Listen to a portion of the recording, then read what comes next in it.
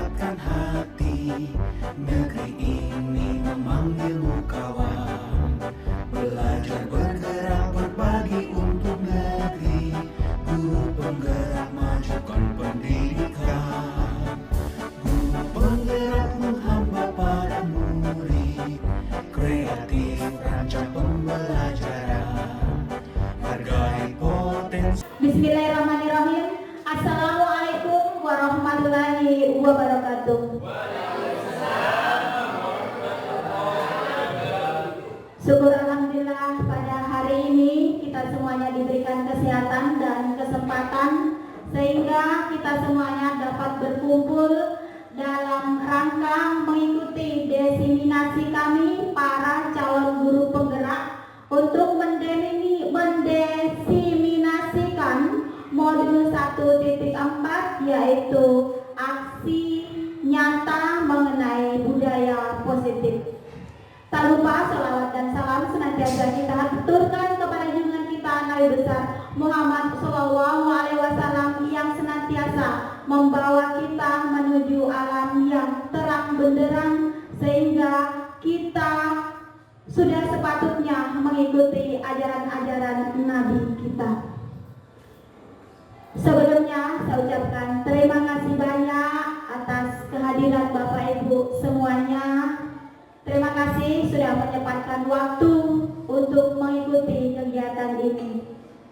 Baik Bapak Ibu, kami bertiga nanti yaitu sebagai pemateri, yaitu saya sendiri Sri Punyati MPD, kemudian ada Ibu Nursia SPD. Ibu Nursia silakan berdiri. Iya, terima kasih Ibu. Ibu Nursia, sehat Ibu Nursia? Alhamdulillah. Siap untuk melanjutkan materi nanti? Insyaallah. Iya, terima kasih Ibu. Saya lanjut lagi nantinya. Ada juga Ibu Mas Dawati. Ibu Mas Dawati. Iya, bagaimana Ibu? Bahagia hari ini Ibu? Bahagia sekali. Sudah siap untuk melanjutkan nanti materi bertiga secara kolaborasi? Insyaallah siap. Iya, terima kasih Ibu. Iya. Baik Bapak Ibu semuanya, bagaimana kabarnya Bapak Ibu, sehat?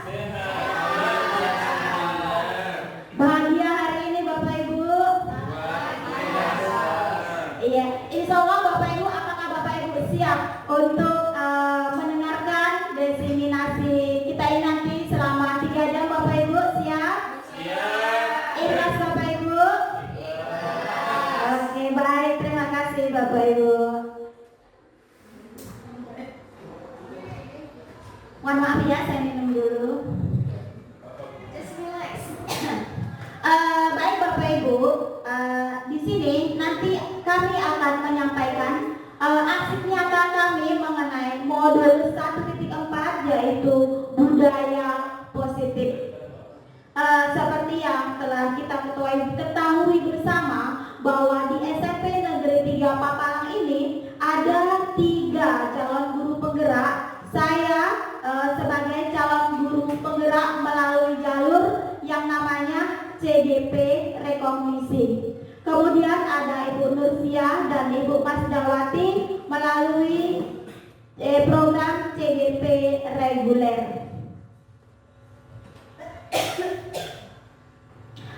Jadi Bapak Ibu, untuk aksi nyata ini kami nanti akan menyampaikan apa-apa yang sudah kami lakukan mengenai budaya positif. Kami akan sampaikan kepada Bapak Ibu dengan harapan Bapak Ibu bisa juga mengikuti apa yang kami lakukan. Baik Bapak Ibu, untuk yang pertama saya mengharapkan Bapak Ibu, mari kita sama-sama merubah mindset kita, dan inilah yang saya lakukan semenjak saya mengikuti program guru penggerak ini. Jadi di sini dari Dr. William Glasser itu menyatakan ada teori kontrol. Teori kontrol ini selama ini Bapak Ibu kita beranggapan bahwa kita ini mempunyai ilusi, dan ilusi inilah yang harus kita rubah. Ternyata ini miskonsepsi. Yang pertama yaitu ilusi bahwa guru itu mengontrol murid. Kemudian ilusi bahwa semua penguatan positif, efektif dan bermanfaat. Kemudian ilusi bahwa kritik dan membuat orang merasa bersalah dapat menguatkan karakter, dan ilusi bahwa orang dewasa memiliki hak untuk memaksa. Ternyata tidak seperti ini ya Bapak Ibu. Sehingga di sini saya akan ini menjelaskan sedikit, dan saya juga sudah berusaha merubah mindset saya. Yang pertama, ilusi guru mengontrol murid. Jadi Bapak Ibu, kita semuanya tidak boleh memaksa murid untuk berbuat sesuatu jikalau murid tersebut memilih untuk tidak melakukannya. Jadi kita tidak boleh begitu mengontrol bahwa apa yang kita mau harus dilakukan oleh siswa. Disinilah Bapak Ibu saya berusaha untuk merubah mindset saya. Saya sementara belajar. Jadi saya harapkan juga Bapak Ibu, mari kita sama-sama belajar ini. Mindset kita rubah bahwa kita tidak dapat memaksa murid untuk berbuat sesuatu jikalau murid tersebut memilih untuk tidak melakukannya. Jangan memaksa Bapak Ibu. Nanti bisa-bisa kita melanggar HAM. Kemudian yang kedua, ilusi bahwa semua penguatan positif, efektif dan bermanfaat. Ternyata tidak. Kita bisa lihat di bawah ini. Ini yang dimaksud dengan penguatan positif itu adalah bujukan. Kita selalu membujuk anak-anak, coba lakukan ini, coba lakukan ini. Ternyata bujukan itu merupakan bentuk-bentuk kontrol, di mana merupakan segala usaha untuk mempengaruhi murid agar mengulangi suatu perilaku tertentu. Di sini apabila kita dapatnya adalah apabila kita tidak membujuk anak tersebut, maka anak tersebut tidak akan melakukan hal-hal yang baik, selalu dibujuk. Ini yang diharapkan kita semua membiasakan anak-anak kita. Jadi anak-anak sudah tahu apa yang harus dilakukan tanpa harus kita bujuk, tanpa harus kita iming-imingi. Jadi Bapak Ibu, alhamdulillah mulai sekarang ini saya juga berusaha untuk mengurangi membujuk terus siswa. Tapi bagaimana saya berusaha untuk membiasakan anak-anak kita agar melakukan hal-hal yang baik yang merupakan budaya positif. Lanjut lagi, ilusi bahwa kritik dan membuat orang merasa bersalah dapat menguatkan karakter. Saya juga ini berusaha. Di sini Bapak Ibu, ternyata di sini sulit bagi kita untuk mengidentifikasi bahwa anak-anak kita ini sedang melakukan perilaku yang baik. Karena di sini ada yang di bawah ini, guru hanya cukup, tidak usah lagi membuat rasa bersalah. Karena apa? Kalau ada rasa bersalahnya anak-anak kita, hatinya tidak akan tenang. Tetapi apa yang harus dilakukan ini? Menggunakan suara halus untuk menyampaikan pesan-pesan yang negatif. Saya berusaha untuk anak-anak saya supaya anak-anak kita dengan suara halus ini mengerti, memahami dan tidak melakukan hal-hal yang negatif. Dan yang terakhir, ilusi bahwa orang dewasa memiliki hak untuk memaksa. Tidak.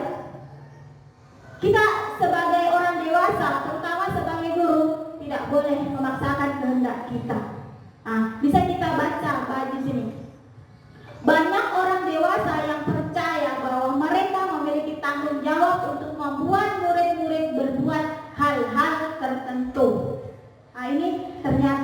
tidak boleh Bapak Ibu, karena perilaku memaksa tidak akan efektif untuk waktu jangka panjang. Ini hanya jangka pendek, dan perilaku memaksa ini bisa saja membuat hubungan kita dengan siswa itu akan terjadi permusuhan, akan terbentuk permusuhan. Seperti yang kita ketahui, kalau kita memaksakan anak-anak kita, jangan coba-coba. Biasanya nanti di luar, anak-anak kita menunggu di luar. Tak tahu apakah ban kita dikepesi atau mencegat dan lain sebagainya. Jadi di sini kita coba jangan lagi memaksakan. Tetapi nanti yang harus Bapak lakukan adalah menggunakan segitiga restitusi. Dan ini nanti akan saya sampaikan kepada Bapak Ibu semuanya apa yang saya lakukan, apa hasilnya pada saat saya menggunakan segitiga restitusi. Nanti akan kami tampilkan dan hasilnya seperti apa. Kami sudah coba, alhamdulillah. Jadi Bapak Ibu, inilah teori kontrol dari Dr. William Glasser. Kemudian saya lanjut lagi Bapak Ibu. Di sini mari kita sama-sama rubah mindset kita. Dan selama saya mengikuti guru penggerak ini, saya alhamdulillah sudah mulai mencoba dari stimulus respon menjadi sebuah teori kontrol. Ini stimulus respon. Dulu Bapak Ibu, dulu waktu saya belum mengenal yang namanya guru penggerak, realitas atau kebutuhan pikiran saya ini, mindset saya, bahwa semua kebutuhan kita sama. Kita berpikir bahwa kebutuhan kita sama. Ternyata tidak Bapak Ibu. Ternyata kebutuhan kita semuanya berbeda. Dan saya mencoba ini. Kadang di kelas ataupun saya menganggap bahwa Bapak Ibu guru kita semua mempunyai kebutuhan yang sama. Saya berpikiran juga dulu bahwa anak-anak semuanya kebutuhannya sama. Semuanya memahami sebuah materi harus paham ini. Ternyata tidak. Kita harus pahami bahwa kebutuhan anak-anak kita itu berbeda. Sebagai contoh apa? Ada siswa kita yang dia kurang paham kalau dengan cara berceramah. Dia lebih paham kalau belajar kepada temannya, atau dia sambil dengar musik. Itu dia baru paham. Sehingga sekarang ada yang namanya RTP berdiferensiasi, atau kita mengajar berpihak kepada murid. Kita harus tahu apa kebutuhan murid. Itu yang harus kita terapkan pada saat kita mengajar. Saya berusaha sekarang untuk belajar kebutuhan masing-masing siswa. Dan nantinya untuk 5 kebutuhan dasar ini akan dijelaskan oleh Ibu Mas Dawati, dan dia akan sampaikan apa yang sudah dia lakukan. Mindset yang kedua yang sudah saya coba untuk merubah pada diri saya, bahwa dulu saya berpikiran bahwa semua orang melihat hal yang sama. Dulu itu saya berpikir anak-adik saya apa yang dia lihat semuanya sama, satu kelas itu sama. Ternyata di teori kontrol ini bahwa setiap orang memiliki gambaran yang berbeda. Kenapa? Barangkali siswa yang ini dengan siswa yang lainnya, kehidupan di masing-masing di rumahnya itu berbeda, fasilitasnya berbeda. Jadi apa yang dia lihat itu berbeda-beda. Barangkali misalnya saat ini ada yang sudah punya HP untuk materi pelajaran, dia sudah memang pelajari di YouTube, dia sudah lihat, berarti dia sudah paham.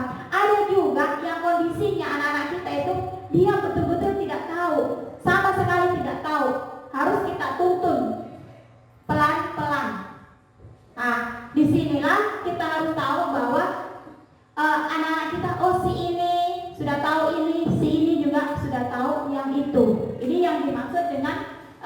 teori kontrol yang ini.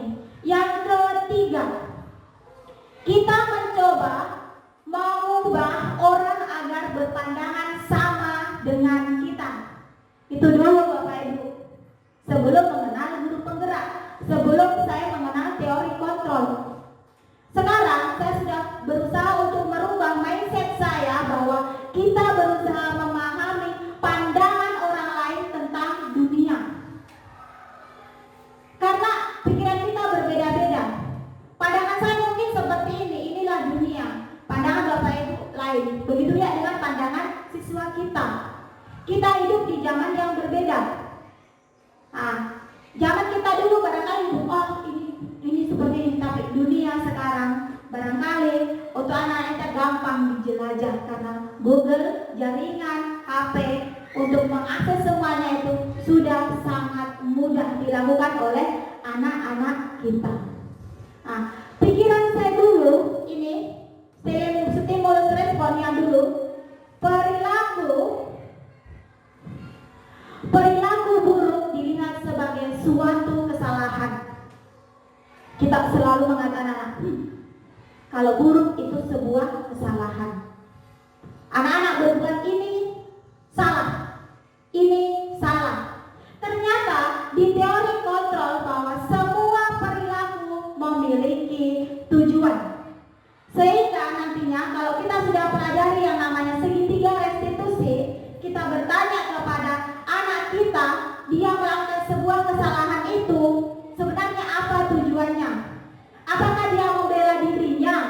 Apakah dia mau lihat identitas saya? Saya tidak mau, saya diganggu. Saya tidak mau orang lain merendahkan saya. Pasti kita, anak-anak kita yakin dan percaya punya tujuannya. Misalnya dia ribut di kelas. Barangkali tujuannya karena kurang diperhatikan oleh Bapak Ibu guru. Misalnya di kelas ributnya minta ampun. Ternyata anak-anak dia menginginkan ada Bapak Ibu guru yang mengontrol kita di kelas. Kadang kita memberikan tugas begitu saja, kita keluar ribut. Karena ribut. Ternyata ini punya tujuan. Siapa tahu tujuannya, hai Bapak Ibu guru, tolong awasi saya pada saat saya mengerjakan tugas bimbing kami. Merusak barang ini itu dan lain sebagainya. Barangkali tujuannya apa? Supaya diberikan fasilitas yang lain. Karena tidak ada fasilitas sehingga dia merusak meja, kursi. Jadi nanti Bapak Ibu di segitiga restitusi ditanya, apa tujuannya, kenapa melakukan itu? Supaya dia tahu identitasnya dirinya. Oke. Selanjutnya Bapak Ibu, ini pada stimulus respon orang lain bisa mengontrol saya. Di teori kontrol, dan ini sudah saya berusaha merubah mindset saya bahwa hanya kita sendiri yang bisa mengontrol diri kita sendiri. Kita yang tahu diri kita yang tahu kebutuhan kita yang tahu. Walaupun kita dipengaruhi oleh orang lain ini itu, saya sekarang Bapak Ibu mencoba menjadi diri saya sendiri. Walaupun ada pengaruh yang lainnya, jangan. Tidak ada teman tak yang datang pagi-pagi. Kemudian kita ikut-ikutan dipengaruhi oleh teman yang lain. Jangan Bapak Ibu, jangan. Kita yakin apa yang kita lakukan. Tidak usah lagi kalau kita merasa itu tidak kita butuhkan. Silakan Bapak Ibu menolak. Silakan Bapak Ibu ini punya prinsip sendiri. Apalagi kalau dipengaruhi oleh hal-hal yang negatif. Jadilah Bapak Ibu sendiri, karena Bapak Ibu yang mengontrol Bapak Ibu sendiri. Bapak Ibu juga yang akan tahu bagaimana masa depan Bapak Ibu ke depan. Karir Bapak Ibu yang menentukan adalah Bapak Ibu sendiri. Inilah pikiran yang dahulu barangkali saya terpengaruh dengan orang lain. Mulai sekarang saya berusaha untuk mengontrol diri saya sendiri. Saya lanjut lagi. Pemaksaan ada pada saat bujukan gagal.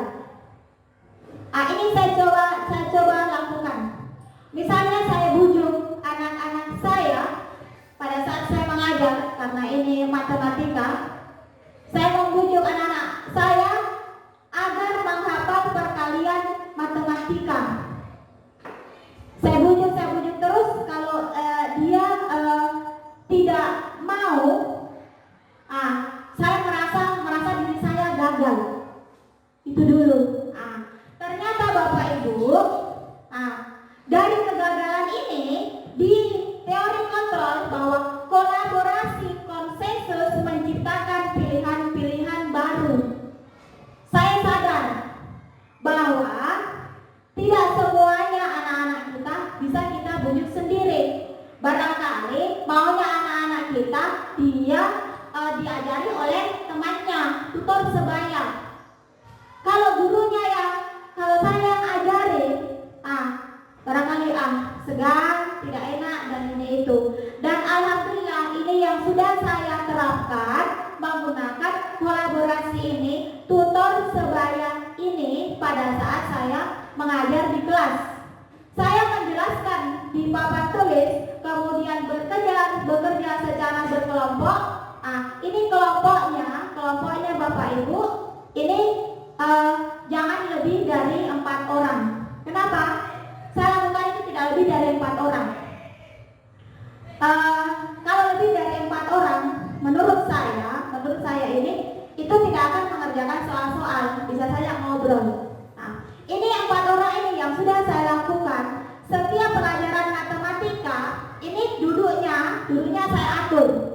Kemudian kalau anak-anak kita, saya sampaikan bahwa ini khusus di pelajaran matematika. Di pelajaran lain silakan duduk dengan model yang lainnya, silakan. Tetapi di matematika ini saya buatkan kelompok. Yang pertama ini saya ambil kelompok siswa-siswa yang mempunyai kecerdasan tinggi di bidang matematika. Saya hitung berapa jumlah siswa di kelas, saya bagi menjadi 4. Kemudian misalnya ada 6 kelompok. Saya mengambil 6 orang yang saya anggap cerdas untuk maju di depan.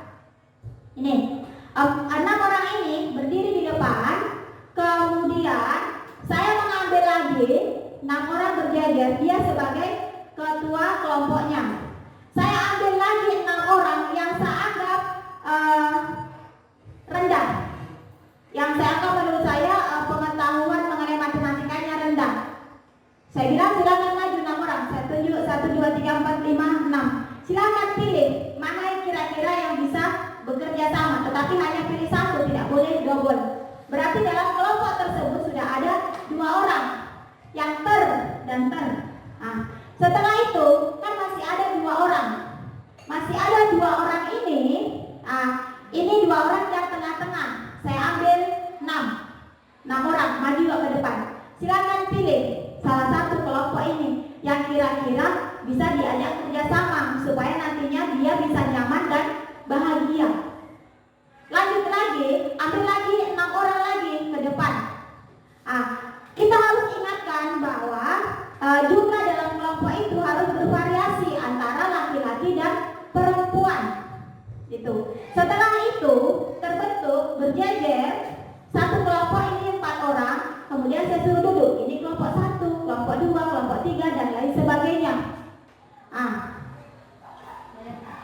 Setelah itu, pada saat saya mengajar, saya menjelaskan di sini, anak-anak kita bisa berkolaborasi.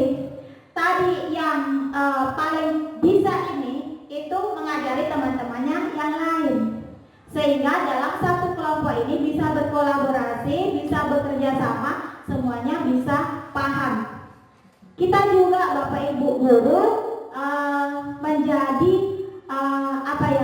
pekerjaan kita agak ringan untuk membimbing anak-anak kita, karena sudah ada tadi ketua kelompok yang bisa membimbing teman-temannya yang lain, sehingga dalam kelompok itu menjadi kelompok yang hidup, kelompok yang bisa memahami. Ini yang sudah saya lakukan untuk berkolaborasi, menciptakan pilihan-pilihan baru itu. Kemudian yang terakhir, model berpikir menang kalah, itu di stimulus respon. Dan untuk teori kontrolnya di sini Bapak Ibu, saya berusaha merubah mindset saya bahwa model berpikir di teori kontrol ini itu adalah menang-menang. Seperti yang tadi,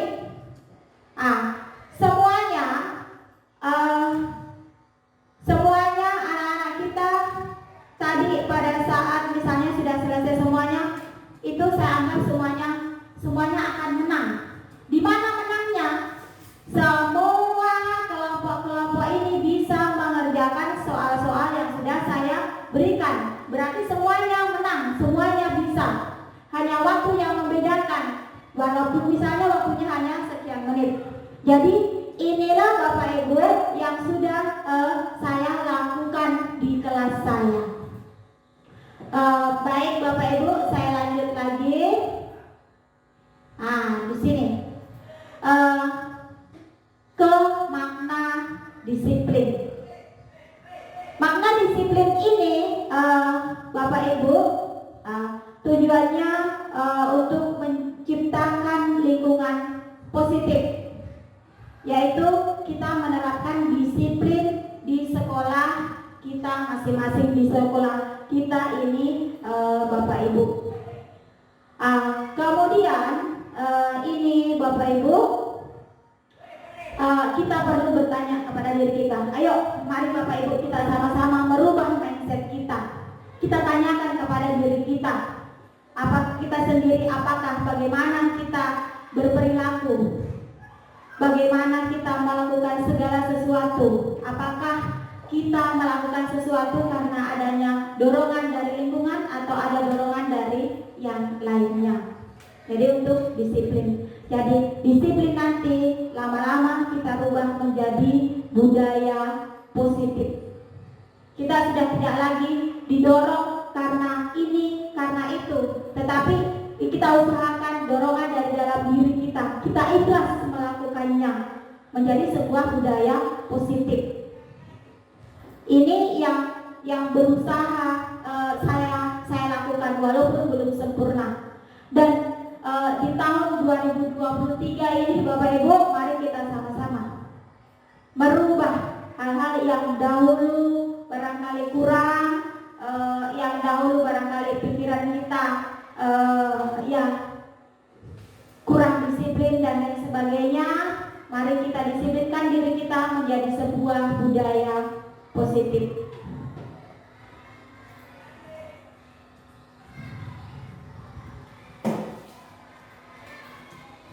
Saya lanjut lagi Bapak Ibu. Kebanyakan orang akan menghubungkan kata disiplin dengan tata tertib. Ini mari kita Bapak Ibu merubah mindset kita, karena saya juga sudah mencoba merubah mindset saya, pikiran saya.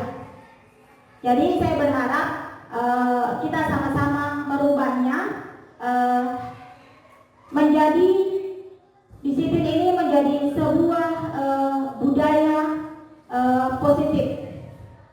Di sini Bapak Ki Hajar Dewantara,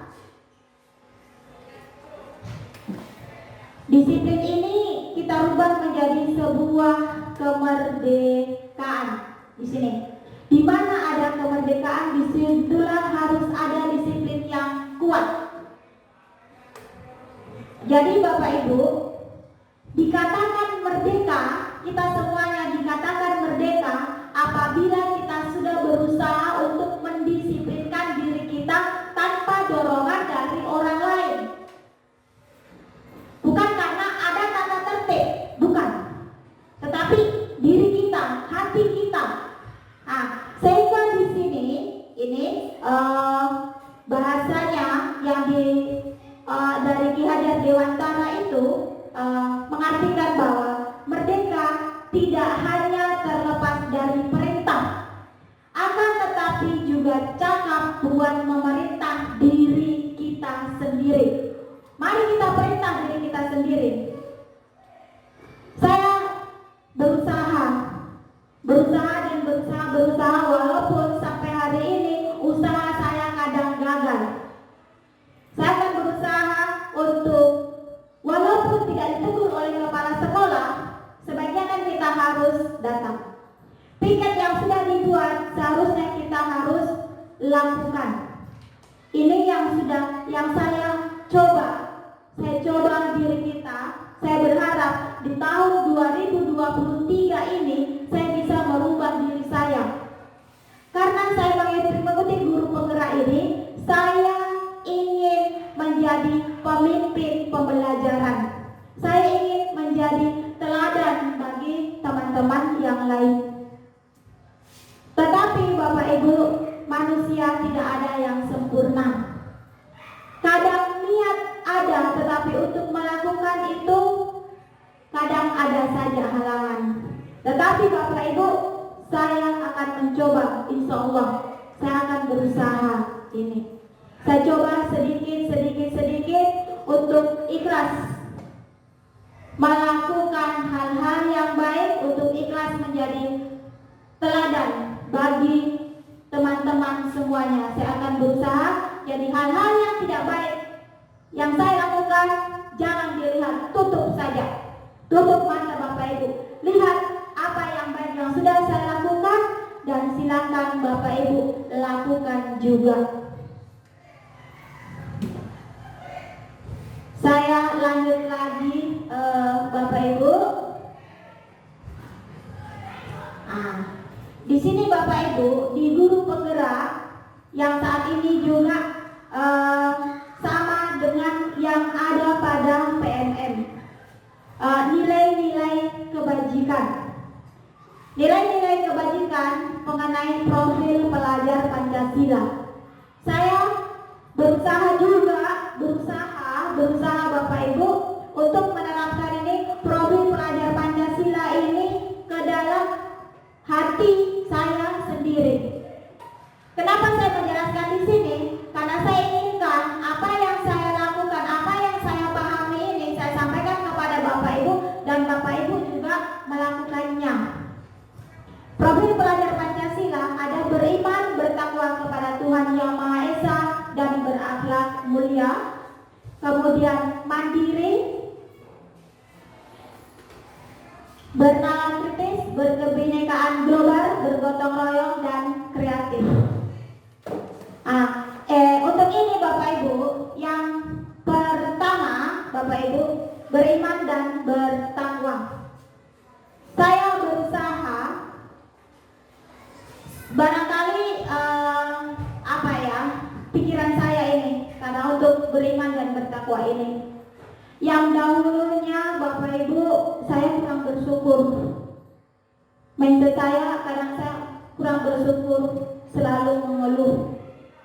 Saat ini Bapak Ibu saya berusaha untuk mensyukuri apa yang ada, apa yang sudah diberikan oleh Tuhan. Saya berusaha bersyukur. Sholat 5 waktu yang kadang bolong-bolong, saya berusaha untuk melakukannya.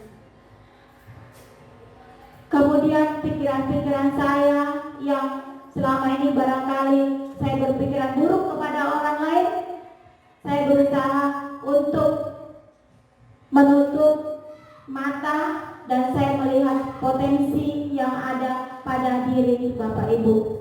Saya berusaha melihat orang lain bukan dari kekurangannya, tapi saya berusaha saat ini untuk melihat orang lain dengan segala kelebihannya. Dan ternyata apa Bapak Ibu? Kalau kita melihat orang lain dari segi kelebihannya, banyak sekali Bapak Ibu yang saya dapatkan.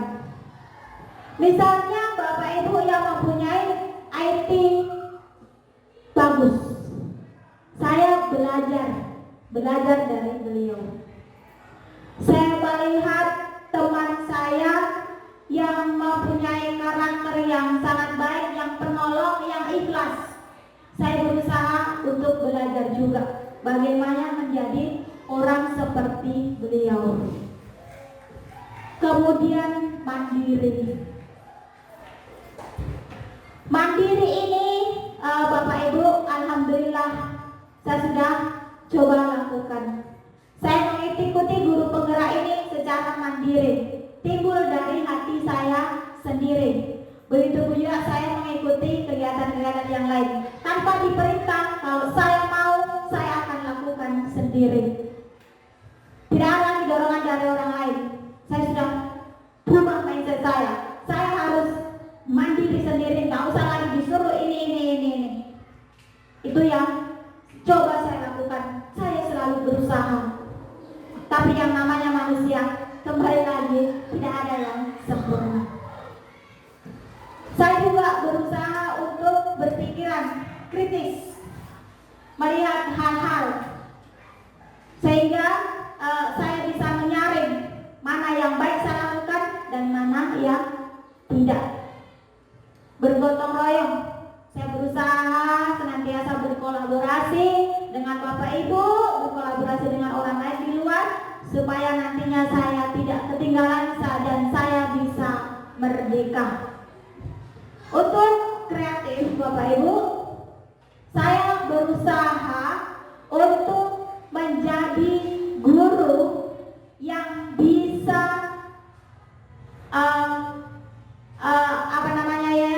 yang bisa mengajak siswa saya untuk memahami materi saya dengan media-media pembelajaran yang sesuai dengan zaman now. Saya berusaha kreatif agar anak-anak saya yang saya ajar satu bahagia, senang, dan ujung-ujungnya pasti memahami materi yang saya berikan. Baik Bapak Ibu, untuk disiplin positif dan nilai-nilai kebajikan universal ini, apakah ada pertanyaan dari Bapak Ibu? Sebelum saya lanjut, ada yang mau bertanya Bapak Ibu mengenai aksi nyata yang sudah lakukan? Mungkin Bapak Ibu menyampaikan, saya lihat Ibu baru sedikit. Silakan berikan masukan kepada saya supaya saya lebih giat lagi melakukan aksi nyata saya. Silakan Bapak Ibu yang mau bertanya. Oh ya, terima kasih. Ayo silakan Pak Yusri. Baik, terima kasih Bu atas kesempatan ini. Sangat luar biasa materi hari ini. Ya, mungkin tema utamanya merubah mindset kita, bahwa pandangan kita selama ini sedikit agak keliru tentang pembelajaran. Kalau saya catat di sini, kalau dikoreksi kalau keliru, ya tentang teori kontrol, ya kalau mungkin bahasa versus stimulus respon. Ya, baik, ada beberapa yang saya catat tentang teori kontrol, segitiga restitusi, pembelajaran berdiferensiasi, kemudian yang kita disiplin. Baik, mungkin pertanyaannya simpel saja Bu. Di teori kontrol, saya sedikit mungkin masih untuk penjelasan sedikit detail tentang ada tadi yang saya catat, kalau dikoreksi kalau misalkan Bu, tidak boleh memaksa siswa ketika siswa tidak menginginkan. Ada tadi. Nah, itu tadi maksudnya mungkin ada hal yang menurut Bapak dan Ibu guru di sini itu baik, ya, yang sifatnya mungkin sedikit agak dipaksakan untuk siswa, tetapi mungkin respon siswa itu tidak mau atau menolak itu. Apakah harus mengikuti siswa atau tetap dengan pendirian kita bahwa ini hal ini bagus, atau dengan mengikuti teori bahwa siswa kalau tidak inginkan ya tidak usah, seperti itu. Yang pertama Bu. Berikutnya sedikit saja, yang kedua, tidak boleh menyalahkan siswa. Nah, ini tadi tidak boleh menyalahkan siswa, maksudnya siswa terkadang melakukan hal-hal yang keliru, yang di luar dari disiplin tentunya atau tata tertib sekolah. Tidak bisa menyalahkan siswa, maksudnya saya belum mengerti bagaimana cara, kalau misalkan tidak menyalahkan dia, bagaimana cara memberitahu dia bahwa ini hal yang kurang bagus. Terakhir Bu, mungkin 3, pembelajaran berdiferensiasi, ya, pembelajaran ya disesuaikan dengan kebutuhan siswa. Siswa banyak, misalkan 30 orang yang memiliki kebutuhan yang berbeda-beda. Ada yang hanya dengan lisan mengerti, ada harus ditata, dituntun lebih dalam supaya bisa mengerti, ya, untuk mengkolaborasi semua kebutuhan siswa itu bagaimana implementasinya dalam pembelajaran? Sekira itu. Baik Pak, terima kasih atas pertanyaan yang diberikan. Pertanyaan yang pertama adalah kita tidak boleh memaksa murid jika murid tidak menginginkannya. Yang dimaksud di sini yang sudah berusaha saya lakukan ya Pak ya.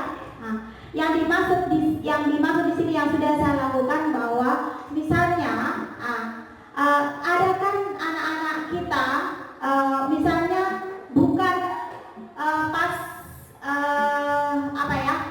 ini kalau di luar misalnya kalau pagi kan banyak di sana piring gelas yang harus dicuci ini. Ada kan biasanya kita memanggil anak-anak kita, tolong dibantu dicuci ini piring ini, atau disuruh anak-anak kita membersihkan WC seperti itu. Kalau anak-anak kita tidak mau, kan biasanya yang tidak mau. Itu tolong Bapak Ibu yang begituan itu jangan dipaksa. Jadi yang saya lakukan Bapak Ibu, misalnya saya panggil, nak tolong di sini, bisa minta tolong dibersihkan ini gelas dengan piring. Kalau dia tidak mau, kelihatan saja dari mukanya, Pak, saya tidak usah nak, yang lainnya lagi, saya minta tolong yang lainnya. Karena ini tadi jangan sampai anak-anak kita menjadi tidak suka dengan kita, tidak mau lagi mendekati kita. Pasti kalau dekat-dekat ada disuruhkan oleh ibu. Sering saya dapatkan itu. Jadi ini Bapak Ibu sudah mulai tidak saya lakukan. Mending ada yang mau menolong saya, kalau tidak mau tidak usah, yang mau saja ya, seperti itu, sambil dikasih senyuman. Itu yang coba saya lakukan. Karena saya berpikir begini, masih banyak anak-anak kita yang lain yang bisa kita suruh itu. Dan kalau kita memaksakan ini, yakin dan percaya itu, pikiran anak kita, dia menjadi tidak suka dengan kita. Itu yang kita katakan. Itu yang sudah saya lakukan, Bapak Ibu. Lanjut, yang kedua tadi itu tidak menyalahkan anak kita melakukan kesalahan. Yang ini Bapak Ibu nanti akan dijelaskan oleh Ibu Nursia mengenai bagaimana restitusi, bagaimana kita melakukan restitusi ini. Bukan berarti anak-anak kita tidak menyalahkan sepenuhnya, tidak. Tapi kita tanya dulu apa tujuannya. Namanya menstabilkan identitas dulu. Setelah itu kita sampaikan bahwa apa yang kamu lakukan ini itu sesuai dengan keyakinan kita semuanya atau tidak. Kita sampaikan itu, terus menggiring anak-anak kita ini untuk memperbaiki kesalahannya. Itu nanti akan kita bahas lebih lanjut lagi di segitiga restitusi. Apa yang dimaksud ini? Kenapa kita tidak boleh menyalahkan anak-anak kita? Dan ini yang sudah saya coba lakukan. Alhamdulillah hasilnya melakukan segitiga restitusi ini, anak-anak yang kita panggil itu menjadi akrab dengan kita. Dia tahu apa yang sudah dilakukan itu salah, dia berusaha untuk memperbaikinya. Dan selama saya melakukan restitusi kepada anak-anak kita itu, alhamdulillah anak-anak menjadi akrab dengan saya. Kemudian kalau dia lihat saya, ingat saya tidak boleh seperti itu. Itu alhamdulillah. Itu yang sudah saya lakukan. Saya menggunakan segitiga restitusi. Kemudian pertanyaan yang ketiga tadi, yang terakhir, mengenai pembelajaran berdiferensiasi. Begini Bapak Ibu, melakukan pembelajaran berdiferensiasi itu memang tidak semudah apa yang kita bayangkan. Karena siswa kita itu mempunyai karakter yang berbeda-beda. Saat ini Bapak Ibu, berusaha secara pelan-pelan sesuai dengan kemampuan saya. Saya berusaha mencoba mengetahui anak-anak saya ini kemampuannya sampai di mana, ini kemampuannya sampai di mana, dan lain sebagainya. Nah, itu saya berusaha mencoba. Saya melihat dulu, yang pertama, saya melihat dulu untuk saat ini ya, karena saya berdiferensiasi ini belum sempurna, jujur belum sempurna, tapi saya berusaha. Saya melihat dulu yang terbanyaknya maunya anak-anak saya ajar dengan model pembelajaran dengan pendekatan seperti apa. Saya mencoba supaya anak-anak kita senang dulu. Nah, karena secara pelan-pelan kita akan hafal apa maunya anak kita. Setidak-tidaknya pertemuan hari ini metode pendekatan saya seperti ini. Berikutnya lagi saya coba yang lainnya. Akan kelihatan anak-anak kita senang atau tidak, sesuai dengan kemauan anak-anak kita atau tidak.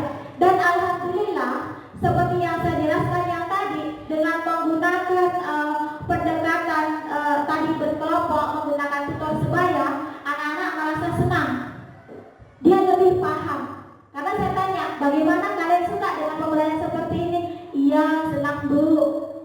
Atau kita coba yang lainnya lagi. Itu kadang tidak usah Bu, seperti ini saja. Itu yang sudah saya lakukan. Baik, itu bagaimana Pak? Oke, terima kasih. Ya. Baik Bapak Ibu, saya lanjut lagi untuk budaya positif selanjutnya, yaitu mengenai teori motivasi, hukuman, dan penghargaan serta restitusi. Jadi Bapak Ibu, ini mari kita rubah dulu mindset kita ya Bapak Ibu. Saya juga apa yang saya coba rubah pemikiran saya, mindset saya, itu akan saya sampaikan kepada Bapak Ibu semua. Setelah saya mengenal guru penggerak ini Bapak Ibu, saya rubah mindset saya. Menurut Diane Gosen ini dalam bukunya, dia nyatakan ada 3 motivasi Bapak Ibu. Ada 3 motivasi. Yang pertama, untuk menghindari ketidaknyamanan atau hukuman. Saya berusaha Bapak Ibu merubah mindset saya. Saya melakukan sesuatu bukan karena menghindari ketidaknyamanan atau hukuman. Misalnya saya datang pagi-pagi ke sekolah, saya rubah mindset saya. Bukan karena saya takut sama kepala sekolah, bukan karena saya tidak enak sama kepala sekolah, tapi saya dorongan dari diri saya sendiri. Karena saya mau merubah diri saya menjadi lebih baik. Yang kedua, untuk mendapatkan imbalan atau penghargaan dari orang lain. Tidak Bapak Ibu, saya rubah mindset saya. Karena kedua pernyataan ini merupakan motivasi eksternal, motivasi dari luar. Karena takut, karena ingin dipuji, karena ingin diorbitkan, dan lain sebagainya. Tidak, saya sudah berusaha Bapak Ibu. Jadi ayo Bapak Ibu, mari kita ikhlas. Kita berusaha ini untuk merubah ini mindset kita. Dan kita rubah mindset kita ke ini yang ketiga, yaitu untuk menjadi orang yang kita inginkan dan menghargai diri sendiri dengan nilai-nilai yang kita percaya sendiri Bapak Ibu. Inilah Bapak Ibu yang saya coba saya lakukan. Saya mencoba, saya berusaha. Kadang berhasil, kadang juga tidak. Sekali lagi, tidak ada manusia yang sempurna. Ini dorongan sendiri, bukan dari luar. Saya berusaha untuk ikhlas. Saya ingin menghargai diri saya sendiri. Saya ingin menjadi orang yang dipercaya. Motivasi saya seperti itu, Bapak Ibu.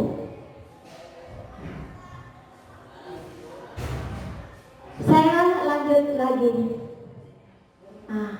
Jadi Bapak Ibu, saya mengikuti program guru penggerak rekognisi ini bukan berarti karena katanya kalau sudah dapat sertifikat guru penggerak itu bisa menjadi kepala sekolah dan pengawas.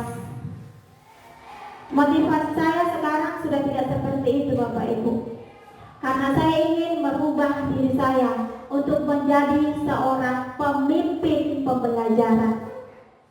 Saya ingin menjadi teladan bagi teman-teman yang lain, bagaimana mengajar dengan baik, bagaimana menjadi seorang guru yang baik, bagaimana menjadi seorang guru yang mempunyai karakter yang bisa dibanggakan.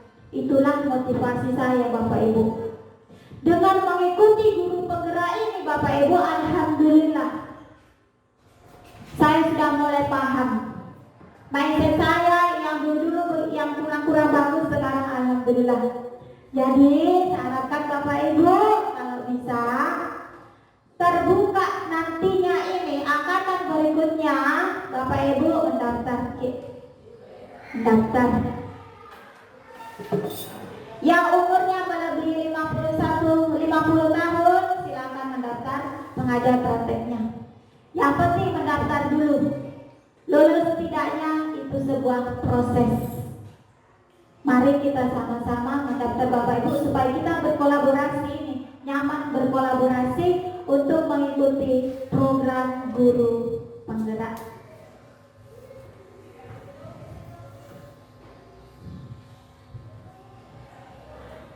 Selanjutnya Bapak Ibu, motivasi saya untuk mengajar tepat waktu ini, Bapak Ibu, saya berusaha untuk mendisiplinkan diri saya untuk sekali lagi untuk menjadi pemimpin pembelajaran, untuk menjadi guru yang benar-benar guru yang diharapkan oleh anak-anak saya, yang bisa membawa anak-anak saya untuk mencapai masa depannya menuju kebahagiaan yang setinggi-tingginya, baik di masyarakat maupun pada diri anak-anak kita ke depannya. Kemudian Bapak Ibu, ada pertanyaan di sini. Jika tidak ada peraturan yang ada di sekolah, Bapak Ibu, sekali lagi namanya berusaha. Saya akan berusaha untuk datang tepat waktu.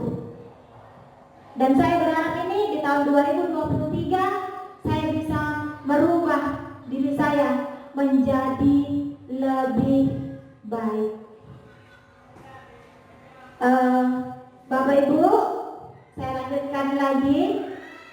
Di sini hukuman, konsekuensi, dan restitusi. Ini hukuman ini merupakan sebuah identitas yang gagal, dan identitas yang sukses itu bisa juga menjadi sebuah kedisiplinan, di mana disiplin ini bisa kita buat menjadi sebuah konsekuensi. Dan kalau bisa, mari kita rubah semua mindset kita, dan saya sudah coba ini Bapak Ibu menjadi sebuah restitusi. Pada hukuman, ternyata hukuman itu Bapak Ibu itu sesuatu yang menyakitkan yang harus terjadi. Itu hukuman. Kalau Kalau kita dihukum pasti menyakitkan.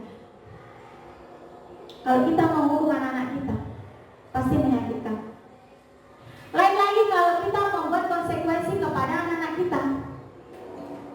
Ini harus terjadi. Kita misalnya sudah membuat sebuah kesepakatan, kemudian dia tidak lakukan, berarti dia harus membayar itu. Harus dia lakukan itu namanya konsekuensi. Bagaimana dengan restitusi? Restitusi merupakan pilihan. Banyak pilihan-pilihan. Kalau kamu melakukan ini, nak, bagaimana cara memperbaikinya? Anak-anak kita silakan memilih apa yang harus dia lakukan. Jadi kalau dia mempunyai masalah, dia juga yang menyelesaikannya sendiri. Dengan cara kita bimbing, inilah restitusi. Ada pilihan-pilihannya. Dia selesaikan sendiri masalahnya. Bukan lagi kita, kamu harus begini. Tidak. Kita arahkan. Misalnya anak kita kan terlambat datang, kita tanya, sudah tahu nak terlambat? Iya bu. Nah, itu kan kita tidak langsung, kamu salah. Jadi nanti di terakhirnya kita tanya, jadi bagaimana caranya? Kenapa sampai terlambat? Kita tanya, kenapa sampai terlambat? Misalnya begadang. Jadi nak, supaya tidak terlambat, kamu harus apa? Nanti akan dia jawab, saya tidak boleh lagi begadang, saya harus cepat tidur, saya ini. Itulah pilihan yang dipilih oleh anak-anak kita. Kita tanya saja, seharusnya kamu apa? Jadi yang mencari solusinya adalah anak-anak kita sendiri. Itu, dia tahu apa yang harus dia lakukan. Misalnya dia sampaikan bahwa saya harus menyetel larangnya. Kemudian saya harus meminta tolong kepada kakak atau ibu di rumahnya, mamanya untuk membangunkannya. Ya silakan dilakukan, Nak. Banyak pilihan yang akan dia lakukan sendiri, mencari solusinya sendiri. Kemudian hukuman. Tidak nyaman untuk anak didik kita untuk jangka waktu yang panjang. Itu hukuman. Kalau konsekuensi, tidak nyaman untuk jangka waktu pendek. Kalau restitusi, menguatkan anak dalam waktu panjang, dalam jangka waktu yang panjang. Dia tahu, saya tidak boleh ini. Dia akan lakukan secara terus-menerus. Kemudian anak mendapatkan keadilan. Untuk konsekuensi, anak dibuat tidak korban bisa saja diabaikan. Kita tidak peduli lagi karena konsekuensi. Kemudian kalau restitusi, anak-anak mendapatkan gantinya. Gantinya dengan apa? Gantinya tadi dengan solusi. Saya lanjut lagi. Untuk restitusi, di sini anak belajar bertanggung jawab untuk perilakunya. Dia berusaha bertanggung jawab. Kalau terlambat, dia harus bagaimana? Ada tanggung jawabnya. Kemudian ini pertanyaan yang biasa saya berikan kepada anak kita. Apakah kamu yakin dengan ini? Kemudian apa yang bisa kamu lakukan untuk memperbaiki masalah ini? Ini yang penting Bapak Ibu. Ini sangat-sangat penting sekali. Ini pertanyaan-pertanyaan. Apakah hal ini yang sesungguhnya ingin kamu lakukan? Itu untuk restitusi. Jadi Bapak Ibu, untuk restitusi nanti, aksi nyatanya nanti akan kami perlihatkan bagaimana melakukan restitusi kepada anak-anak kita nanti. Baik Bapak Ibu, untuk ini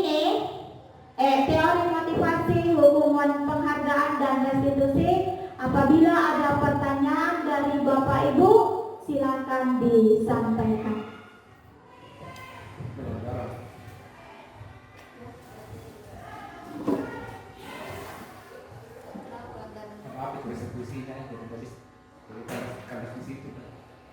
Kenapa restitusinya? Karena tidak ada restitusi, Pak. Bisa bertahan di pelanggaran sebagai itu efek kira kepada anak itu kesalahan lagi. Karena ada restitusi itu yang menghalangi saya untuk bertanya. Oh ya, baik. Artinya, saya paham. Pak Batiar, alhamdulillah sudah berusaha merubah mindset kita. Seandainya tadi di sini hanya ada hukuman dan konsekuensi, itu sudah pasti ada masalah-masalah yang akan ditimbulkan. Karena sudah ada solusi yang namanya restitusi, alhamdulillah. Saya bersyukur apa yang saya sampaikan sudah bisa merubah mindset Bapak Ibu. Terima kasih Bapak Ibu semuanya. Mari kita sama-sama melakukan restitusi ini.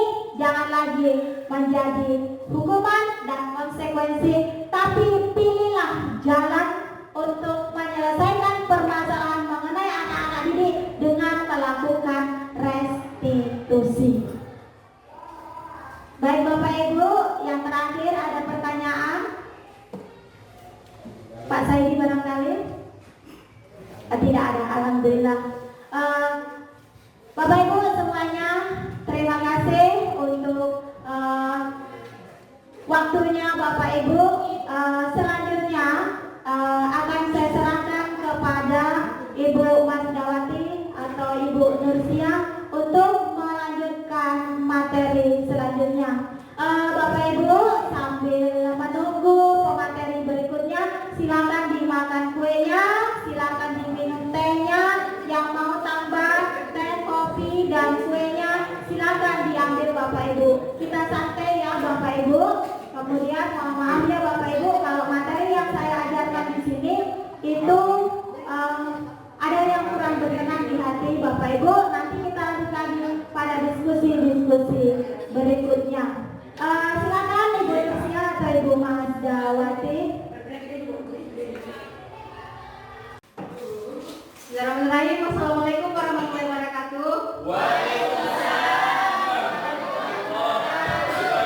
Masih semangat Bapak Ibu? Oke, sebelum kita mulai saya minta tepuk tangannya dulu dong, bisa? Terima kasih. Nah, saya di sini saya akan melanjutkan apa yang tadi Bu Sri Punyati sampaikan, yaitu tentang yang tadi pertama nilai-nilai budaya positif ya. Disiplin positif dengan restitusi hukuman. Dan untuk saya agak gini kurang. Saya akan membahas tentang keyakinan kelas. Sedikit Bu, saya bisa mengatakan begini Pak, baik. Kita kan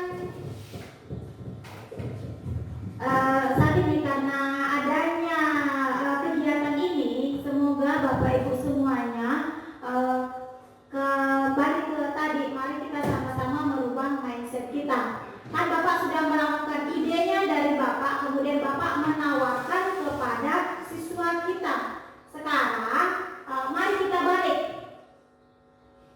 Ide dari anak-anak, kalau anak-anak misalnya tidak memberikan ide, silakan Bapak memberikan ide, dirubah.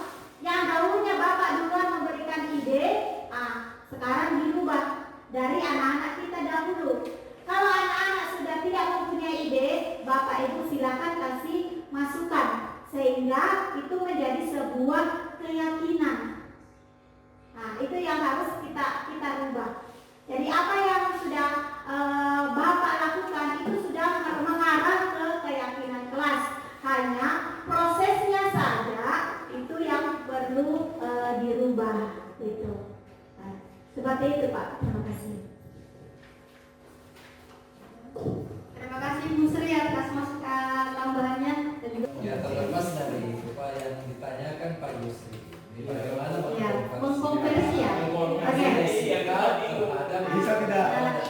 Itu pilar Bu tambahan barangkali. untuk mendapatkan hasil ya apa? itu Ya. mungkin yang penting kita selama ini kan kira-kira. Iya. Oke. Begini Bapak Ibu, mohon maaf. Kenapa muncul kurikulum merdeka? Mohon maaf saya berdiri. Dan di atas ibu supaya Ya, berdiri. Siapa aja? Kemunculan dari kurikulum merdeka ini, Bapak Ibu, kemunculan dari kurikulum merdeka ini itu karena keresahan yang ini. Yang ditakutkan siswa kita pintar di pengetahuan, tetapi sikapnya belum tentu. Makanya di kurikulum merdeka ada namanya profil pelajar Pancasila yang sudah saya jelaskan tadi, beriman, bertakwa, mandiri, bernalar kritis, dan lain sebagainya. Di kurikulum merdeka itu ada nilai P5. Ada nilai P5. Ada juga nilai sikap. Nah, di P5 ini P5 kan berkolaborasi dari seluruh guru mata pelajaran. Disinilah sikapnya bisa dilihat. Cuman kan kita menentukan sikap apa yang mau dinilai. Kemudian di kurikulum merdeka juga itu bukan lagi target kurikulum, tetapi materi-materi esensial. Disinilah Mas Menteri begitu menyempurnakan dari K13 menuju ke kurikulum merdeka karena masalah-masalah ini tadi. Jadi Bapak Ibu, mari kita sama-sama merubah lagi mindset kita. Dari yang K13 kemarin ada nilai pengetahuan, ada nilai keterampilan, ada juga nilai sikap. Kemudian di sini disempurnakan menjadi K13, menjadi kurikulum merdeka. Kurikulum merdeka inilah yang mengantarkan anak-anak kita menuju ke masa depannya. Bagaimana nantinya nanti. Makanya karakter di kurikulum merdeka itu lebih diutamakan. Kenapa ada profil pelajar Pancasila? Disinilah mengajar kepada anak-anak kita bagaimana nanti dia terjun di masyarakat. Itu yang diharapkan. Sehingga Bapak Ibu mengenai nilai tadi, oke lah nilainya katanya tinggi, sikapnya kurang bagus. Bagaimana kita mau berikan nilai berapa? Itu kan maksudnya. Kita mau kasih nilai berapa? Saya memberikan ide kepada Bapak Ibu, mari kita sama-sama membuat kesepakatan belajar di awal. Kita buat kesepakatan memang dengan anak kita, dengan melihat kira-kira apa yang akan terjadi. Jangan sampai terjadi seperti itu. Kita buat memang kesepakatan ini. Kemudian kita sebagai guru selain membuat kesepakatan belajar dengan anak-anak kita juga menyampaikan. Ini yang paling utama, yang jarang sekali kita sampaikan kepada anak-anak kita. Di awal semester kita tidak menyampaikan penilaian apa yang akan kita berikan kepada siswa. Ini yang kadang kita lupa. Kalau anak-anak sudah tahu bahwa penilaiannya ini, kita kan mempunyai hak prerogatif. Ya, kita mempunyai hak bahwa untuk pembelajaran PKN misalnya penilaian seperti ini. Sampai kami jadi anak-anak kita sudah tahu kalau saya berbuat seperti ini, dia sudah tahu konsekuensinya seperti apa. Yang jelas intinya kesepakatan yang sekarang menjadi kita suntikan kepada mindset anak kita itu menjadi sebuah kesepakatan supaya anak-anak yakin, membuat sebuah keyakinan supaya anak-anak yakin bahwa yakin kalian bisa. Yang dibuat di poster itu. Ya, seperti itu Bapak Ibu. Terima kasih. Terima kasih Bu. Silakan Bu. Enggak, maksudnya saya belum dapat benar-benar ya ini loh konversinya. Iya, itu tadi yang dapat. Iya, maksudnya bagaimana menerapkan dalam nilai nominal Ibu? Maksudnya apa ya? Itu tadi 8085 C cenderung ke D itu hasil akhirnya. Kasih contoh real maksud saya Bu. Karena ini jadi masalah kita tinggi 8085 sikap C cenderung ke D. Itu hasil akhirnya nanti seperti apa?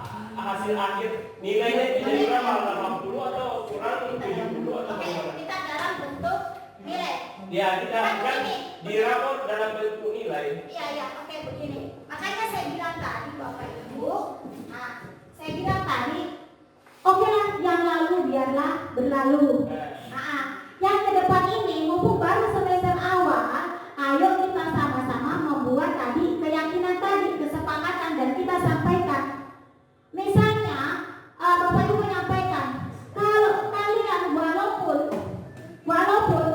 walaupun nilai kalian tinggi, kalau kalian sikap kalian tidak bagus, maka nilai kalian itu akan saya buat seperti ini. Silakan sampaikan. Oh jadi kalau Makanya yang lalu biarlah berlalu Pak. kalau konsepnya, nah kalau nilai bagus tapi kelakuanmu jelek, itu nilaimu seperti ini. Ini kan masih dalam peraturan, bukan keyakinan kelas. Ini kan penilaian Bapak, beda Pak, beda. Jadi ini kan Hak Bapak Oh, ini untuk penilaian. bukan keyakinan kelas. Bukan. Kalau keyakinan kelas masuk di budaya positif, mengajarkan anak-anak kita untuk menjadi siswa yang berkarakter baik. Berbeda dengan penilaian ini, berbeda Pak. Oh berbeda nilai. Berbeda. Kalau penilaian Pak itu hak Bapak. Beda dengan tadi keyakinan, beda itu. Masih bingung Pak?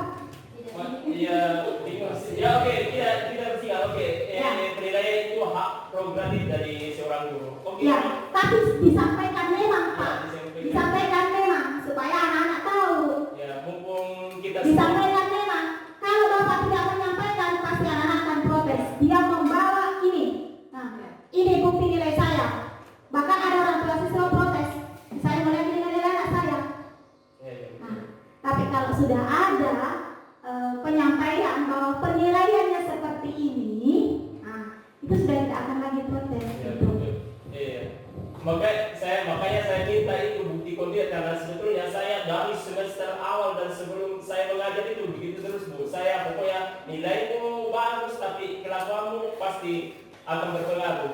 Ya. Saya selalu sampaikan itu, pokoknya bukan hanya makanya saya bilang Bu, nilai sikap itu nomor 1, nilai yang lainmu itu nomor sekian. Ya. Saya selalu sampaikan itu. Cuman eksekusinya ini Bu, menerapkan nilai sikap ke dalam nilai akhir itu yang masih buntu, yang Itu kan Bapak yang atur. konversi yang tanya. Konversi yang lainnya kan Bapak sendiri. Iya. Maunya seperti apa Bapak sendiri. berarti dari kita. Iya. Itu bukan masuk di kesepakatan, bukan. Atau bahkan kita bisa Bukan. Ya. Kalau itu kita bisa rumuskan bersama-sama. Saya begini Bu, jadi masalah begini. Oke lah, kan selama ini begitu jadi sebetulnya menilai ini maksudnya ini anak-anak bagus memang tapi ya kita percaya kita begitu. Oh ini ada anak kelakuannya kasih ini ya Pak. Oh, Jadi jadi ada maksud saya Bu, saya paham itunya. Cuman kalau tidak ada kita hanya menebak atau mengira-ngira berdasarkan nilai subjektivitas kita, legalitas nilainya itu ketika dibuka apa? Apa dasar kalian? Maksudnya kalau orang tua, apa dasar Pak? kan Bapak sudah menyampaikan tadi ke siswa. Iya. Sampaikan memang itu yang untuk nilai mata pelajaran Bapak sendiri kan. Tetapi, nah ini kalau kita di sekolah kita membuat sebuah kesepakatan mengatur antara nilai pengetahuan dan sikap itu silakan sah-sah saja. Itu ya maksud saya Bu, harus ada rapat kita maksudnya dewan guru itu menentukan itu karena Iya. nilai kita sendiri yang menilai itu legalitasnya akan kurang hanya berdasarkan ini bisa kalau dibawa ke misalkan pengadilan jadi yang artinya karena harus ada Itu. Jadi nanti setelah kita semuanya sepakat, kita sampaikan kepada siswa yang salah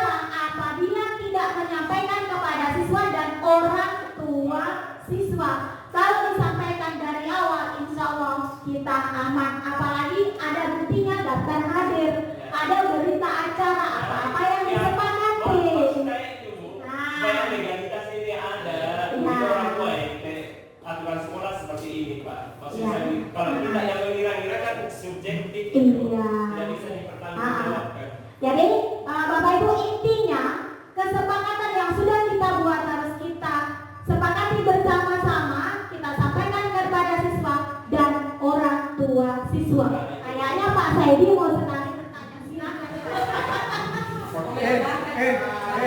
Sedih. Waktunya berusia 3 Komen menit apa? lagi. Oh ya kan. Nanti dekat nih.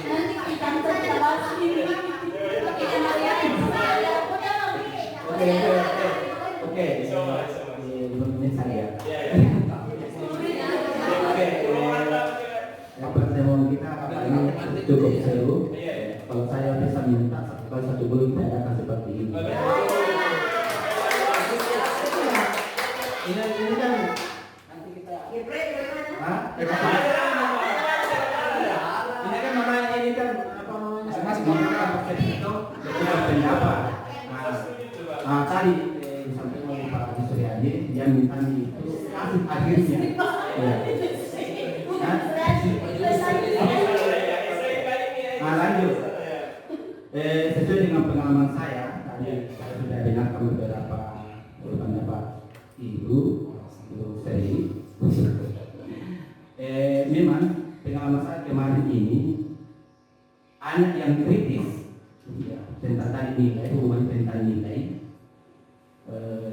di akhir penilaian ada siswa yang datang saya termasuk dia protes karena tadi itu nilainya dia merasa pintar, nilai hariannya, nilai semesternya bagus. Tapi tadi itu ada sikap yang menyimpan ya, mungkin banyak melakukan pelanggaran. Jadi kalau saya selama ini ya, jadi tadi kan saya buat kesepakatan ya, dan saya siapkan memang administrasi dan ada juga beberapa saya tidak tahu berapa itu, ada juga orang tua yang bertanya saya tentang nilainya juga, tapi saya punya senjata, saya punya tangkisan ini dan dia tidak bisa berkutik ya. Bukan berpolitik Nah itu satu ya. Dan saya memang buat apa ya, surat pelanggaran dan berlaku semua siswa, bukan sekolah, tapi saya punya pribadi. Dan setiap siswa itu yang melakukan pelanggaran saya tulis. Itu kan sebuah sikap dan semua ya, semua itu. Jadi tadi saya sudah sampaikan penilaian kognitif, pengetahuan itu kan ada beberapa aspek, nilai harian, nilai tugasnya apa semua. Kalau dia merasa pintar itu kan semua ditotalkan dan dibagi-bagi, kan itu sudah tahu semua itu analisisnya ya. Nah, sama dengan sikap yang selama ini pemberian sikap itu dalam bentuk deskriptif ya. Tapi kan tadi penilaian itu diberi apa ya, haknya guru ya, jadi saya ini lebih banyak melakukan pelanggaran, saya bisa memberikan nilai seperti ini ya. Nanti itu nilai total untuk pengetahuannya saya tambahkan lagi itu dengan ini lagi, kalau saya bagikan itu hasil akhirnya kalau saya selama ini. Tetapi harus disampaikan kepada Iya. Dan itu saya sampaikan ke siswa dan itu tidak apa ya, makanya selama ini yang merasa pintar itu ya seperti jadi ya baru dia paham ya, seperti itu yang apa ya saya lakukan selama ini. Jadi memang kita harus siapkan bukan cuma wali kelas, tapi guru mata pelajaran harus siapkan administrasinya itu untuk sebagai senjata kita ketika ada siswa yang datang polos kita atau orang tidak menutup kemungkinan ya, orang tua siswa datang yang penilaiannya bagus ya, dia akan bertanya kita itu. Jadi kalau ada itu ya karena ada juga jangan jadi dilema berkepanjangan untuk siswa. Pintar daripada dia, tapi akhirnya tidak aneh juga deh. Artinya ada rasa sudah buat belajar, untuk sebenarnya sudah kurang.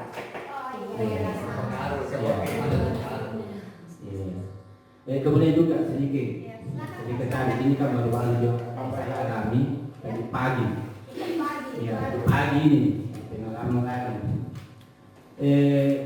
Ketika kita melakukan sebuah pelanggaran, tentu akibatnya adalah ada sanksi atau hukuman. Itu sebagai efek jeraknya ya. Ya.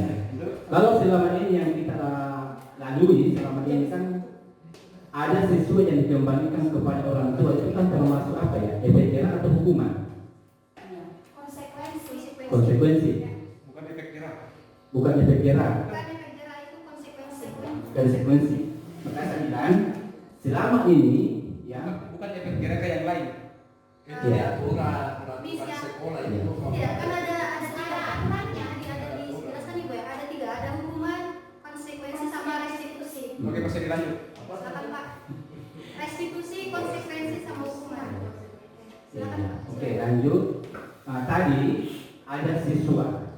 Kemarin juga saya tegur karena seragamnya dia tidak tidak dididik sebagai siswa. Dia dengan alasan basah. Itu satu. Tadi juga saya begitu juga. Itu lagi. Jadi kemarin itu apa yang membuat kamu bisa berpakaian seperti ini? Alasannya itu ya bahasa umumnya. Ya. Jadi kayak baju. Nah, itu kan apa? Ya, jadi Restitusinya. jadi tadi itu saya ambil keputusan, bukan? Itu hukumannya ya. Kalau kita sudah berikan apa ya? Pokoknya ya teguran, pendekatan, seandainya dimasuki apa ya? Kalau rumah, pokoknya dimasuki semuanya, tapi tidak ada pengadunya. Jadi tak ada berbuat lagi, ya saya bilang, kalau udah lagi mau kamu di sekolah seperti itu mau dulu, wah, ya saya suruh pulang. Jadi itu hukuman itu ya. Ya, itu hukuman. Nah, kalau seperti itu siswa, kalau tidak ada hukuman kira-kira apa yang kita lakukan? Ya. Oke. Ya. Semua sudah dimasuki. Ya, semua ini pokoknya jurus 1, 2, 5, 10 saya sudah kasih keluar. Ya. Kalau tidak akan ini seolah-olah tidak diberikan efeknya, tidak ada hukuman. Kalau apa ya kita pahami siswa yang begitu ya. Nah, ya tadi itu tidak ada menjurusku. Pulang lagi. Walaupun sudah ada keyakinan kelas. Ya pokoknya saya sudah lakukan. Nah, kira-kira apa yang kita terapkan supaya ya siswa itu bisa berubah. Iya. Oke, silakan. Mungkin ada Bapak Ibu yang mau menambahkan sebelum saya jawab. Pakai seragam. Masalah seragam. Masalah seragam. Seragam. Kemarin saya kasih apa kemarin? Waktunya kami serikat sudah olahraga. Masuk di kelas di awal pembelajaran sebelum awal semester. Saya sampaikan ke siswa, saya tidak terima siswa masuk di kelas kalau masih berpakaian olahraga. Beberapa kali sudah ada kesadaran sih satu orang mami. Saya kasih apa? Saya kasih tidak kasih belajar di luar bolos. Oke, saya paham. Karena saya sampaikan dari awal, saya tidak mau ada seragam lain di dalam kelas. Oke. Ada lagi lanjut. Ini Sudah sudah ya? Oke, nanti saya gabung ya. Lanjut ya. Saya gabung ini saja pertanyaannya ya. Ya, Jadi masalah seragam sama yang tadi sama sih seragam semua. Nah di sini tadi Bapak mengambil tindakan sebagai penghukum.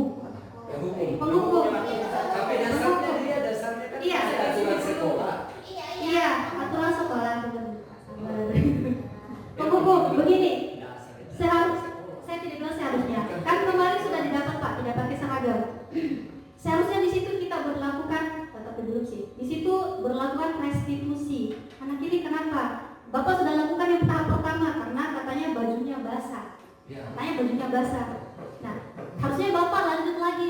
Terus kalau misalnya basah, apa yang harus kamu lakukan? Seharusnya di situ kita Bapak kejar. Bagaimana anak ini supaya besok-besok tidak seperti itu lagi. Tapi Bapak tidak lakukan itu, justru cuman bilang kalau besok saya lihat begini, saya ini. Itu penghukum. Pokoknya pendekatan. Iya, Oh, sudah pendekatan. Oh, sudah pendekatan. Tapi Bapak cari tahu betul tidak? Iya, saya tahu makanya bilang Kak. Tidak, ya. Lanjut. Tanya lagi, apa lagi alasannya kenapa begitu lagi modelnya? Basah lagi bajunya. Masalah ini. Dia bilang kayak ada Saya ada satu bahasa dari Ya tidak ini kan kemarin aku ya dapat bukan saya dapat ini saya suka. Tunggu dulu, saya tanya Pak. Bapak tanya tidak? Kalau misalnya besok baju basah tidak pakai seragam lagi, kira-kira tidak tanya, tidak seperti itu. Kalau misalnya besok lagi bajunya seperti Mungkin dengan kata-kata yang lain. iya, pakai bahasa yang ini. Misalnya kalau misalnya besok lagi kira-kira apa jawabannya? Dia bilang tidak dipaksa, tidak tahu. Bukan jawaban itu, Pak. Bukan, jangan. Maksudnya siswa yang begitu. Iya. Ini, Pak. Jadi ya oke. Jawabannya karena kan tidak. Iya. Iya. Oke, saya sampai. Saya paham ini. Ya, dia bilangnya saya tidak akan pulang. Tambah lagi. Bagusnya begitu. Iya. Nah, saya sudah kasih kedua pokoknya identitasnya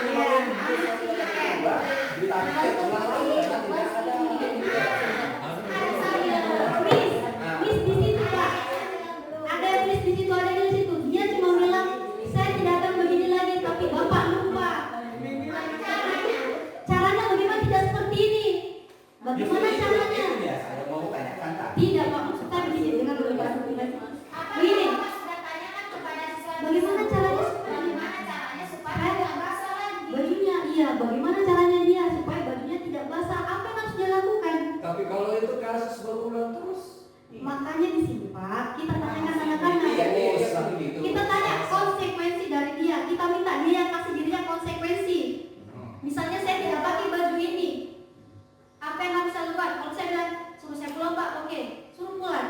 Tapi Bapak cuma sampai tidak mau Pak, tidak akan begini. Itu bukan jawaban yang kita minta, bukan jawaban yang kita mau minta.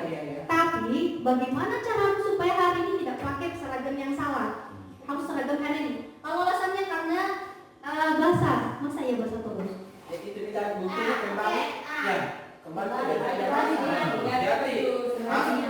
ada terus, maka suruh pulang. Basah. Iya, itu dia. Oh, Tidak apa maksudku ya? Kurang penjelasannya kurang ya? Contoh nih. Tidak, saya mengaji maksudnya. Basah. Kan tadi basah. Basah itu pasti ada solusi lagi dari anak tersebut. Iya, biar kamu. Kalau basah berarti apa solusinya? Apa solusinya dari anak tersebut? Saya akan datang ke Bapak kedua kepada orang tuanya. Begitu. Jika Bapak teman,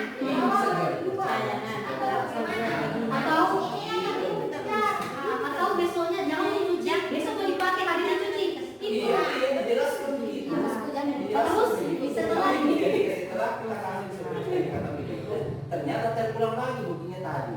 Makanya dikasih karena sudah belum di jurusan pendekatan apa semua itu hukuman kena pulang lagi.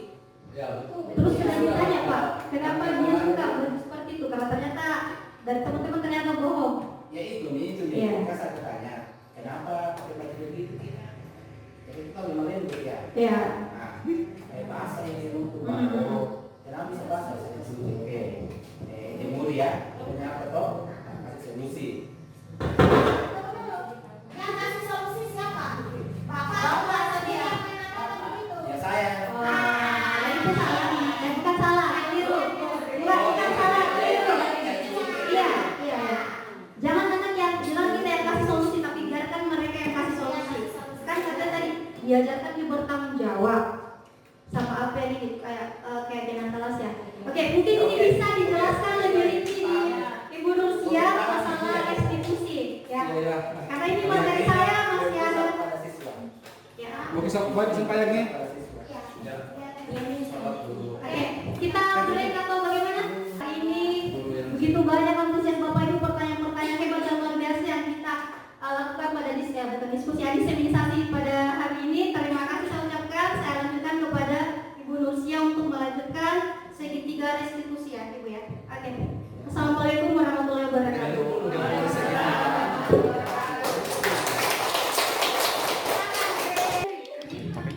Assalamualaikum warahmatullahi wabarakatuh. Waalaikumsalam warahmatullahi wabarakatuh.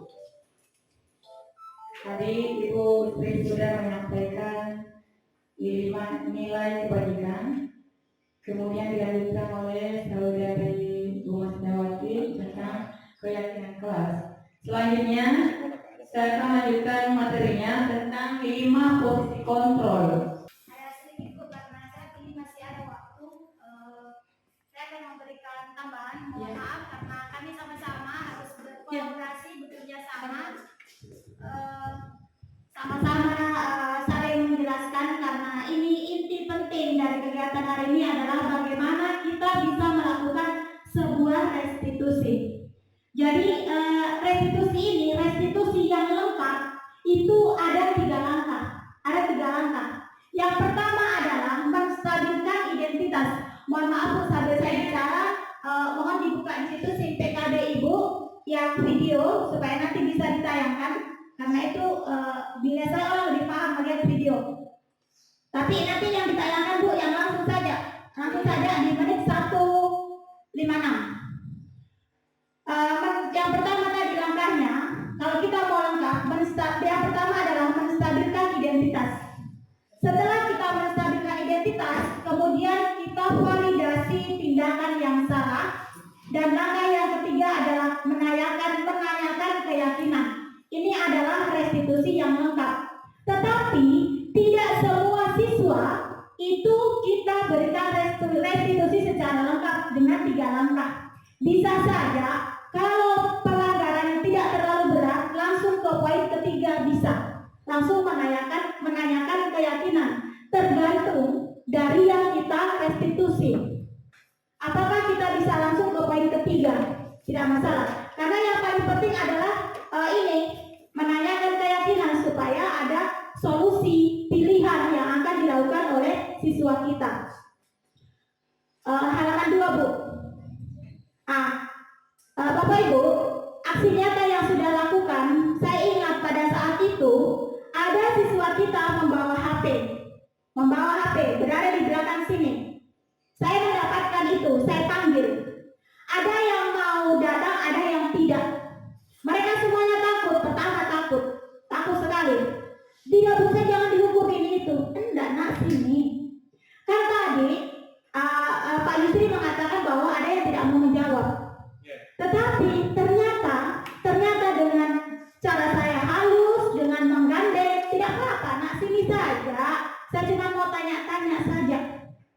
Satu hal yang penting, jangan restitusi di depan anak-anak yang lain, tapi bawa ke tempat tertentu supaya tidak ada orang lain yang dengar, sehingga kita tahu apa alasan-alasannya. Dia tidak diam saja, tidak diam.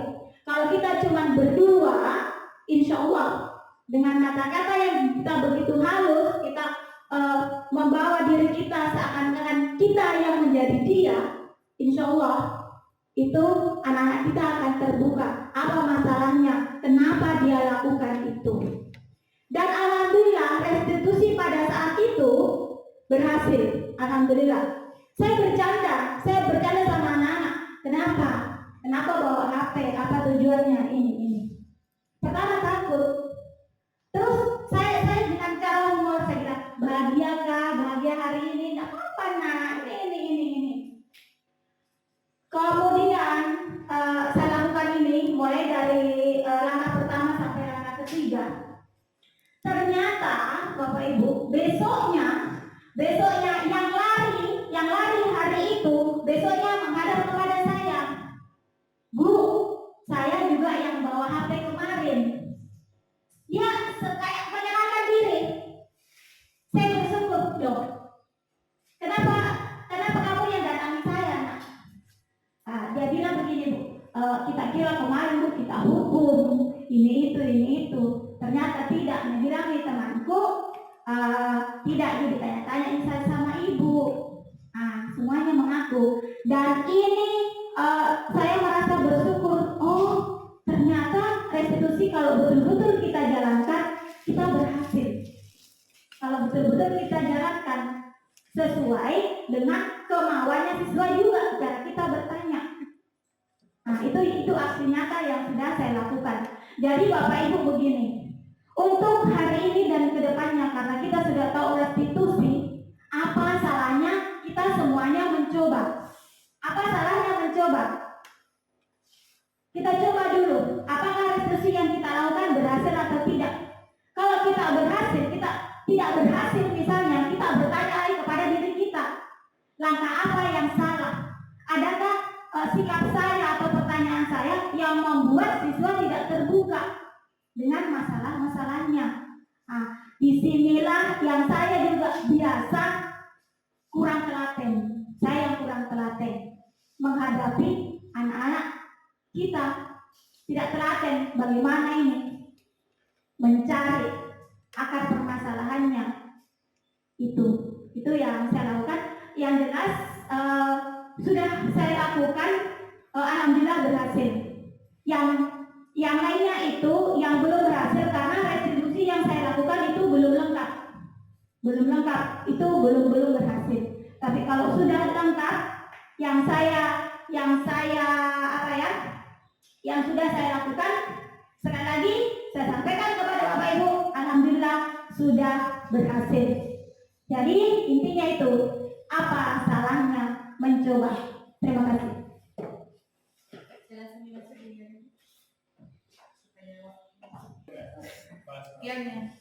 Jadi terima kasih atas kesempatan yang diberikan, dan saya ucapkan banyak terima kasih kepada Bapak dan Ibu yang bersedia menemani kami dalam melakukan aksi nyata kami dari 6 materi. Dan saya